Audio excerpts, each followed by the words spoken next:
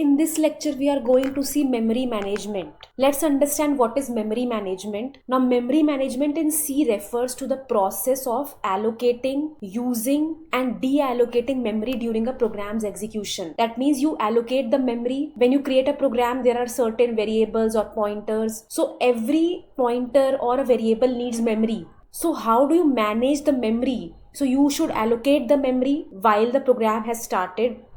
Then after you have done with the completion, you have to deallocate the memory. That means free the resources. So this is all about memory management. Now it is important to have proper memory management because it ensures the efficient and safe use of system resources, which can avoid issues like memory leaks or undefined behavior. Now let's look at some of the best practices in memory management. You should follow these practices to ensure proper memory management. First is you should allocate and deallocate memory carefully. That means you can use malloc, calloc to allocate the memory, and once you are done, you should deallocate it using free, as we have seen in dynamic memory management allocation. Second practice is to initialize the memory. Now you can use calloc instead of malloc if you need zero initialized memory. If you want all your values to be zero initially, you can use calloc for that. This is one of the best practices of memory management. Then you should always check the return values because if the system cannot allocate memory, these functions return null. So you should check the return values of calloc, malloc or realloc. Then you should keep track of pointers. So you should maintain a clear structure to track all dynamically allocated pointers. So